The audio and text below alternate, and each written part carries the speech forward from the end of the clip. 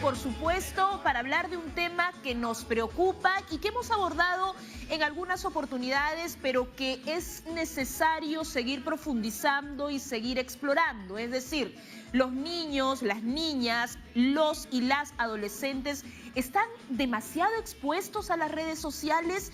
¿Qué es lo que está pasando? Hay que plantear trabajo a nivel de la familia, a nivel de la escuela, de medios de comunicación.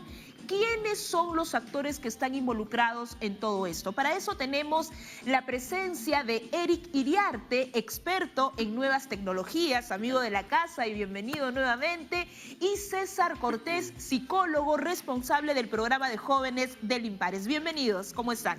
Un gusto compartir contigo nuevamente. Muchas gracias por estar aquí y empecemos a decir algo que creo que es necesario plantear y graficar. ¿Son ahora los adolescentes y las adolescentes personajes y un público más expuesto en relación a lo que pasaba antes, a personas, por ejemplo, a pedofílicos, a personas que tienen estas motivaciones obviamente insanas con respecto a la relación con los menores de edad? César. Sí, por supuesto. Tenemos que tener claro que la situación ha cambiado. La situación de la propia comunicación ha tenido modificaciones, las cuales está teniendo algunos efectos negativos también en el público adolescente, joven específicamente. Así que no podemos evitar considerar que hay elementos negativos que están enmarcados en ello. Por eso es importante el actuar, como tú lo has mencionado, de muchos actores en esta situación.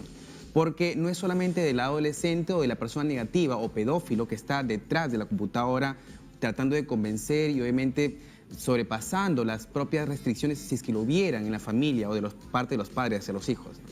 Entonces, ¿qué es lo que podemos hacer ante esta situación? Porque finalmente hay ya 49 casos de niñas y adolescentes, Eric, que han sido captadas en redes sociales y que han sido conocidos y están en investigación. De hecho, la situación es muchísimo más compleja. Hace unas semanas me requirieron de un colegio porque habían inventado un Facebook, un fanpage en la cual hablaban del yo acuso, ¿no? O yo confieso. Y comenzaban a relatar cosas de la escuela, pero lo hacían los mismos adolescentes. Es decir, la situación es que el espacio de intercambio cultural o de intercambio social son las redes. Lo que estamos viendo de denuncias son las que conocemos, porque normalmente los adolescentes y sus padres no tienen mucha comunicación, los padres no entienden de mucha de tecnología, creen que la autoridad no sabe cómo responder a estos casos, y eso es solamente la punta del iceberg. Detrás está una mala utilización de la tecnología desde muy jóvenes. Los padres, para calmar al niño, le dan una tablet o le dan un celular siendo púberes o adolescentes y no le dan herramientas de control. También la escuela tiene que intervenir, pero no como responsable necesariamente.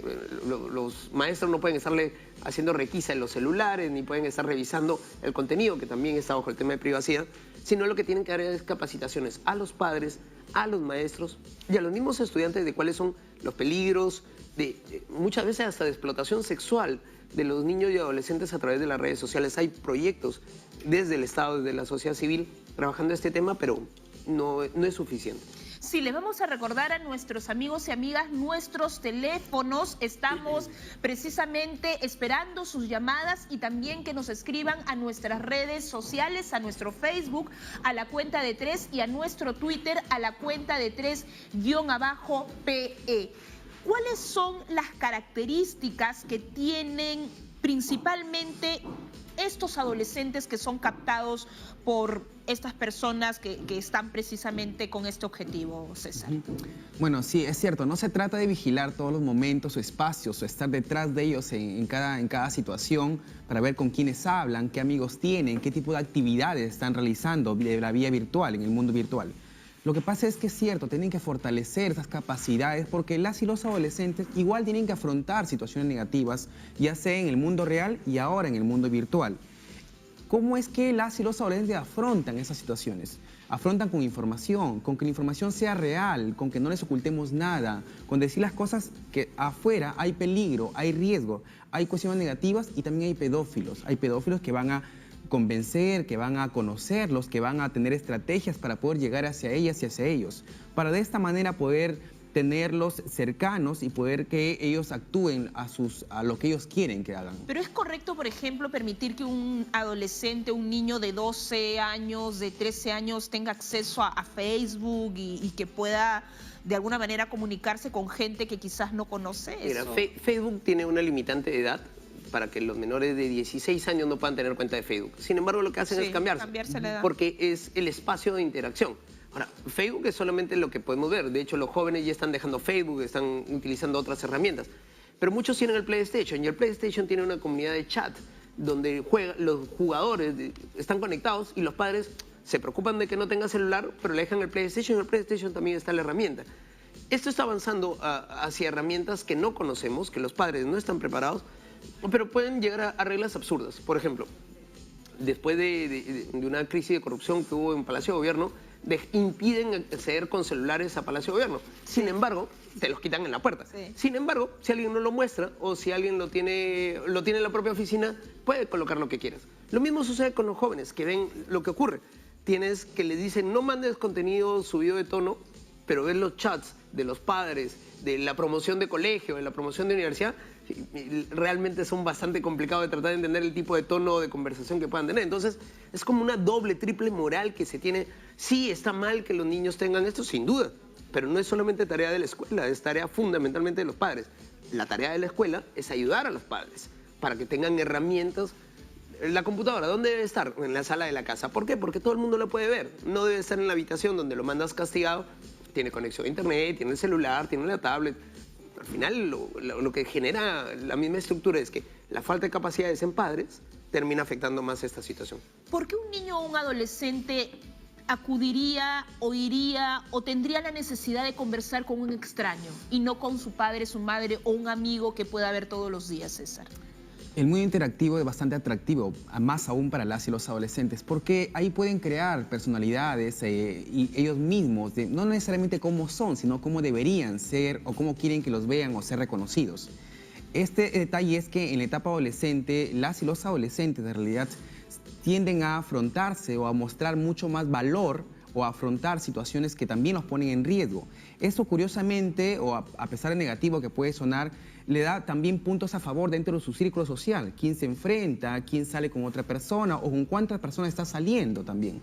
Es ahí por qué es tan atractivo este espacio interactivo y también pone en mayor riesgo. Pero no es que las cosas sean así siempre, sino que, ya lo han mencionado, hay elementos importantes que la y el adolescente tiene que tener, tiene que poseer y tiene que construir para poder afrontar esas situaciones, para poder reconocer, identificar que eso es negativo, que eso es mentira o que no hay nada de veracidad en la comunicación que está recibiendo. Pero es ahí que sí involucra a los actores a su alrededor. De eso vamos a hablar, de cuáles son los aspectos o los ganchos que tienen precisamente estas personas para captar a los adolescentes y a los niños, pero nos vamos a una pausa y volvemos con mucho más. No se olviden que pueden llamarnos al 619-0747, 619-0747 o escribirnos a nuestras redes sociales que también tenemos y la utilizamos bastante bien. Volvemos con mucho más aquí en A la Cuenta de Tres.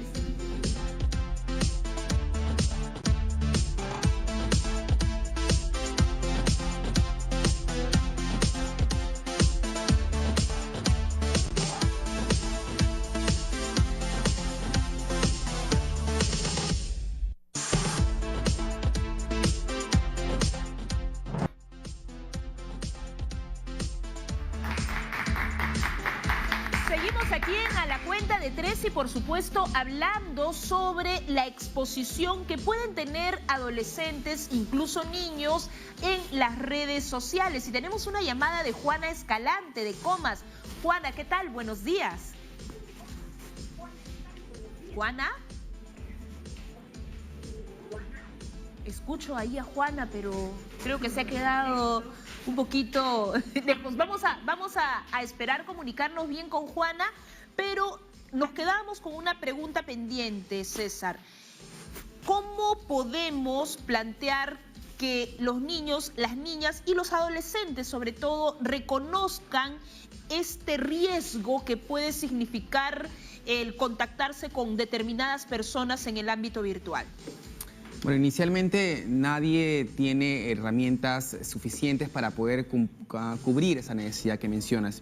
Lo que hay que mencionar es que las y los adultos o las personas que están alrededor o las instituciones que están alrededor o responsables de los adolescentes es que tienen que entregar esas herramientas. Es cierto, quizá no las tienen a la mano, pero hay que fortalecerlas e identificarlas. No fácilmente vamos a darnos cuenta que ahí nos engaña o que no hay veracidad en nuestra comunicación, sino que es necesario acumular o fortalecer actitudes también y capacidades para poder saberlo. Por ejemplo, ¿qué? Es decir, ¿qué es algo que un adolescente puede identificar? Ok, aquí hay peligro, ¿ah? Me está diciendo qué, por ejemplo. Te está dando demasiados puntos o situaciones que te halagan, por ejemplo. Muchas cosas que te halagan, características, que me gusta ese detalle tuyo, me gusta cómo caminas, algo muy propio. Cuando esta comunicación se ve mucho más intensa por algunas características que va este abusador, acosador o pedófilo hacia la otra persona, ya es un elemento de que algo está ocurriendo y o hay un mayor interés que el de la comunicación o amistad. Pero muchas veces estudian a sus víctimas. Ya. Entonces saben dónde viven, qué hacen, y comienzan a hablarle en su propio lenguaje. Tienen esta facilidad de mimetizarse como si fuera otro adolescente o utilizar a adolescentes para que enganchen. En el caso varias de las denuncias fue una chica quien llamó a otra chica y al final terminaron siendo víctimas de algún ilícito. Pero sin duda un elemento clave es que los padres puedan conocer de las herramientas. Si yo tengo una cuenta de Facebook y el padre cree que puede controlarlo porque está viendo el acceso, yo puedo crearme una cuenta paralela, puedo tener un altername. También los padres tienen que tener ciertas herramientas de aprendizaje, cómo poder constatar o hacer las búsquedas de la información que puedan tener. El problema mayor que puede haber no es solamente el contacto con otros, sino la explotación sexual de niños y adolescentes, que se está volviendo cada vez más común. La forma de atracción es a través de regalos, de obsequios, de halagos. El tema del halago es clave. Si alguien comienza a adularte, ya en la vida real no nos causa problemas. Sí. Pero imagínate en la red, cuando mucha gente utiliza la red para crear su vida. A diferencia de años o de décadas pasadas, donde la red era un espacio alterno a ti, tu identidad alterna, ahora es tu identidad real. El alterno es el que vives fuera. Esas realidades son las que se utilizan muchísimo para poder captar a estos niños y adolescentes y tiene que hacerse algo sumamente efectivo contra ello. Se va compaginando mucho lo que ambos dicen, tanto desde el ámbito legal como desde el ámbito psicológico, ¿no? Esa creación del personaje, no del mundo virtual, que al final termina siendo quizás el real, y lo que vivimos diariamente no es lo que necesariamente queremos, ¿no? Y eso también puede pasar incluso en los adultos. Tenemos una llamada telefónica, Elena Milagros desde Pueblo Libre. Elena, buenos días. Felicitaciones por el programa a todos. Gracias por ese tema tan importante, pero yo creo que ahí tiene que ver mucho tres elementos importantes en la formación de los niños y los adolescentes: en la escuela, los padres de familia y la comunicación. Yo creo que allí el padre tiene que liderar mucho en la formación del adolescente. El también ha sido adolescente, debe situarse como un compañero, no como un juzgador de su hijo o su hija. Ok, entiendo que hablaba de la participación también de la escuela y la comunicación entre los padres. Eso también es importante, ¿no? Porque, por ejemplo, en la realidad es muy frecuente que los padres y las madres o los cuidadores no necesariamente estén todo el día con el adolescente en la casa cuidando qué hace y qué no hace. Entonces, ante eso, ¿qué podemos hacer? Mira, antes los padres, te estoy hablando hace 40 años, ponían al hijo frente a la televisión, pero porque tenían suficiente cantidad de tiempo para haber aprendido esa tecnología y entender cuáles eran los mecanismos de control. Cuando aparecieron las nuevas plataformas, primero los mandaron a las cabinas públicas porque no tenían internet en la casa. Ahora tienen un celular en la casa. Hay más celulares que personas. Los niños de 10, 12 años, su regalo de cumpleaños es darle un celular libre. Por último, lo que decía una maestra, si quieren darle un celular, que sirva para lo que sirve. ¿Para qué? Para llamar, no para vivir en las redes. Si van a utilizar una herramienta que sea controlable, que el celular lo dejen en la casa o que no lo lleven a la escuela. Pero la escuela tampoco puede ser una inquisición donde te van a estar requisando la mochila para tratar de buscar si tienes o no tienes celular. También ahí tienes una herramienta básica de control y equivalencia que hasta el momento las autoridades del Ministerio de Educación tienen una diversidad de temas, no se han enfocado completamente en el tema de qué hacer con los efectos de las redes sociales y los adolescentes, ¿no? Precisamente en ese punto, César, entiendo que tú tienes también un trabajo en escuelas, con adolescentes. ¿Cuáles son las principales inquietudes de estos adolescentes? Y graficando un poco lo que dice Eric, ¿cómo podríamos hacer para que la escuela también esté involucrada en ese trabajo? Bueno, tendría que estar involucrada porque es un espacio donde las y los adolescentes pasan mucho tiempo ahí. Y este tema del control, hay que tener un poco de cuidado, más aún cuando es un público adolescente. Cuando es un público niño, hay mucho más facilidad de poder controlar, retener, quitar, restringir, hasta poder tener otro tipo de actividades fácilmente aceptadas por las y los niños. Pero cuando es adolescente, el tema de control ya puede crear fricciones entre adultos y adolescentes por su propia dinámica del adolescente en realidad. Así que es importante que estos actores, inicialmente si son padres o madres, si están en la casa o son otros cuidadores, ellos tienen que conocer esos puntos, detalles a cómo van a iniciar la comunicación. Porque de aquí más tarde un padre va a controlar o retirar o restringir el celular o la computadora, este cambio tan brusco puede haber cosas negativas en eso. Lo ideal es empezar desde la comunicación adecuada, regular, para que los cambios se den progresivamente hacia el adolescente, ¿no? Muy bien, tenemos otra llamada telefónica de Betúa Leonardo de Cajamarca. Saludos para Cajamarca. ¿Cómo estás? Buenos días. Buenos días. Buenos días, señorita. Primeramente, felicitarla por su programa. Sí, buenos días. Muchas gracias. Dice, ¿qué felicitación tienen para los jóvenes que están ahí presentes? Estamos mirando desde cada Cajamarca. Decirle, de que... Por favor, ¿puedes separar un poquito el auricular para que podamos escucharte mejor y bajar el volumen de la televisión, por favor? Ya, señorita, ya sé. Gracias. Ya. ¿Me escucha? Sí, ahora sí. Ya. Escúchame, corazón, decirte de que primeramente la educación viene de padre, de familia, de su casa, porque tiene que consentir a los niños que vayan con celular al colegio. Otra cosa, pues ahora usted lo ve en los carros, donde viajamos, nosotros siempre muy tranquilos, se vuelca el carro y no lo sienten. Todos con el Facebook, muchachos ahora con eso de la computadora, todo eso. Pues yo digo, como antes nos han educado diferente y creo que ahora todos por internet, eso también pues ha malogrado muchísimo a los jóvenes. Y yo pienso como madre de familia, inculcar a los niños diferente, mucho diálogo en casa, en el desayuno, en el almuerzo, en la cena, y ver a los jóvenes al menos de 14, 15 años que están en la adolescencia, siempre el diálogo en casa, hijito, ¿qué tienes de tarea? ¿Qué te ha mandado hacer el profesor? Y de vez en cuando, señorita linda, irte al colegio y hablar con los profesores, ¿qué tiene mi niño de trabajo? ¿Qué me ha dejado de trabajo? Porque ahora el adolescente te engaña, tengo trabajo, tengo esto, te engaña, pues. Ok, muchas gracias. ¿Qué piensan al respecto? Pues la realidad, ¿no?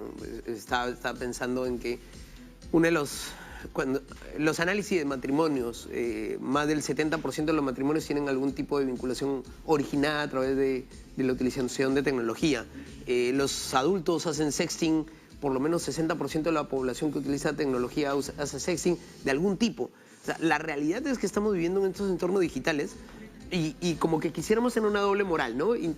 Viven los padres en un planeta con tecnología, usándola libremente, con sus ventajas y desventajas. La destape de videos es cada vez más común. Y por el otro lado, quieren que eso no les toque a sus hijos, pero sus hijos están inmersos en la misma realidad social. La semana pasada, el jueves pasado, el Estado dio la política 35 del Acuerdo Nacional, que uno de sus puntos claves es el respeto de los derechos humanos de todos y la protección fundamentalmente de personas vulnerables en estos entornos. Ahí es momento de que el Estado, el gobierno, comience a funcionar para proteger también, sin quitar el tema de acceso a libertad de expresión, acceso a la información pública y similares, ¿no? Sí, al respecto, ¿tú qué piensas, César? Sí, en realidad, acá, ¿quiénes van a hacer algo para favorecer, para fortalecer esa situación y para cambiarla? ¿Quiénes son responsables directos de ello? En realidad, acá hay muchos responsables, hasta los medios de comunicación presentes tienen mucho que ver en lo que está ocurriendo y cómo deberíamos hacer o actuar frente a esto. Es cierto, las y los adolescentes o niños que son captados por estos abusadores o pedófilos, en realidad son adolescentes y niños que tienen poca información, que tienen poca actitud para afrontar situaciones peligrosas o de riesgo y obviamente que tienen también dificultades de poder comunicar cuando se sienten inseguros o cuando sienten que una comunicación como esta está poniéndolos en riesgo. He ahí que va la responsabilidad a las personas que están a su alrededor. personas e instituciones. La escuela es un elemento importantísimo en cómo fortalecer esta capacidad del adolescente para poder, uno, identificar esos riesgos y otro, para poder comunicar cuando se sienten vulnerados ante esa situación. Muy bien, tenemos también una consulta en el Facebook. Helen Reyes dice, ¿qué debo hacer si me doy cuenta que mi hija adolescente habla con alguien mayor por alguna red social? ¿Cómo debo abordar el tema? Vamos a dejar esa pregunta pendiente, por favor, porque tenemos una llamada telefónica también. Luz María Malca de Caraballo. Luz, ¿qué tal? Buenos días. Buenos días, señorita. Felicidades por el programa. Gracias. Bueno, sí, como anteriormente mencionó la señora que llamó de Cajamarca, es primordial la comunicación con los hijos. Si nosotros nos vamos a imponer, más aún siendo adolescentes, lo que ellos van a hacer nos van a esconder, no nos van a decir la verdad. Si bien es cierto que nuestros hijos tienen un comportamiento diferente dentro de casa, fuera de casa son otros. Y también prima allí, aparte de que nosotros como padres debemos de darle una buena educación, el colegio, todos los colegios deberían de dar consejería, robarle 10 minutitos a un curso y darle consejería. Pero para eso también, señorita, entran las autoridades. Dígame usted, ya un pedófilo, una persona ya captó a una niña o a un niño los captó, lo llegan a chapar a este individuo, dígame, ¿cuál es el paso a seguir? La comisaría lo detiene y el fiscal lo suelta. Entonces, ¿para qué existe ese cargo de fiscal? ¿Para qué existe? Por eso yo digo, siempre prima la comunicación, el ser amigos, más que padres, el ser amigos, para que nos puedan contar la verdad. Si no, nuestros hijos no nos van a decir cómo son las realidades de las cosas. Eso sería todo, señorita. Muchas gracias. Importante la comunicación. Sin duda es algo que es una constante y algo que hemos diagnosticado, pero que nos es difícil practicarla, al parecer. Mira, hay dos niveles. La señora decía algo al final que es hay que ser más amigo que padre. Y yo creo que hay que ser más padre que amigo, siendo padre, ¿no? Además, bajo esa perspectiva, en el entendido de que hay reglas que se van a colocar dentro de la estructura para ayudar a construir una libertad en las personas, sobre todo en nuestros hijos. Pero del otro lado, sí, pues hay un miedo real ante la autoridad que no entienda el tema. Muchas veces llegas a la comisaría y lo de la comisaría no entienden del tema porque no están formados. Si logra pasar a una unidad especializada como la DIVINDAD, la División de Delitos de Alta Tecnología, el fiscal no lo entiende porque no hay fiscalías especializadas en delitos digitales. Pasa el fiscal, llega al juez y tampoco hay juzgados especiales en estos temas. Entonces, hay un tema no de normas. ¿Podría incluso no ser sancionado? Sí, de hecho, han pasado multiplicidad de casos en que no terminan sancionados porque no logran cómo tipificarlo o terminan sobreseídos. Hay un caso bastante de gente que quiere desaparecer de la red a pesar de que se le encontró con temas de pedofilia y quiere desaparecer simplemente. Hay un vacío legal, claro. No es un problema de vacío legal, es un problema de enforcement, de cumplimiento de la norma. ¿Y por qué es un problema? Porque los que son actores claves, jueces, fiscales, policías, no están formados. Entonces, le dicen, oye, es que me tomaron una foto, a ver, muéstrame la foto. ¿Para qué te quieres que te muestre la foto? A ver, si lo que quieres es poder obtener de dónde obtuvo la geolocalización, la metadata de la foto, bien. Pero muchas veces no ocurre para eso. ¿En qué delito está tipificado esto? Vas desde explotación sexual, tienes pornografía infantil, tienes acoso, grooming, acoso digital o acoso fuera de la red. Los delitos tienes amplicidad de opciones. ¿Cuánto tiempo de pena privativa de la libertad podría llegar? Si es en el caso de una violación de un menor, puede ser incluso perpetua, ¿no?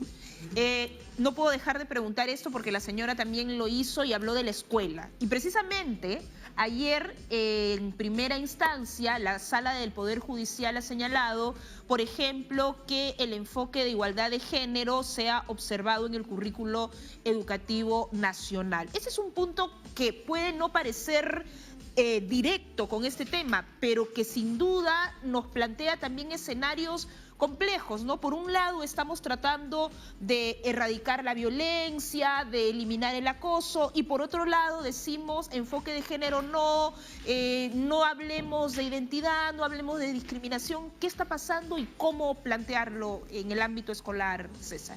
Es cierto, la escuela, como lo ha mencionado ya, tiene varias situaciones que tiene que afrontar. No necesariamente con la restricción y el control, como entendemos, negativo en realidad, sino que cuál es el actuar de la escuela y de las y los docentes. Es lamentable lo que acaba de mencionar, de verdad, de que esté en observación el enfoque de género en el currículo educativo.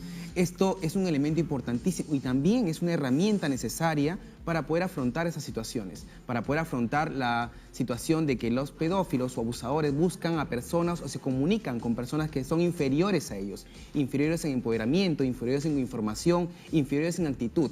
Y este elemento, el enfoque de género en la currícula educativa, fortalecería esos elementos importantes, importantísimos para poder actuar en las y los adolescentes. La pregunta del Facebook, Helen decía, ¿cómo hacer si me identifico que mi hija está hablando con una persona mayor y quiero abordar el tema? Hablar con ella, explicarle cuál es la realidad, cuáles son las posibilidades de que pueda ser esta persona, una persona que quiera violentarla o que pueda tener alguna afectación a sus libertades. También puede encontrar que es una persona que le lleva un año, tiene 17 y tiene 18. O sea, las realidades son tantas las opciones, pero lo mejor que pueden hacer es una comunicación, pero ella tiene que tener herramientas. Y aquí es donde entra fundamentalmente la escuela para apoyar a los padres y darles esas herramientas. Muy bien, muchas gracias César, Eric. Realmente ha sido muy importante poder conversar y explorar mucho más sobre la situación de los adolescentes en nuestro país y también qué nos presentan las redes sociales. Y de las redes sociales nos vamos a Guará.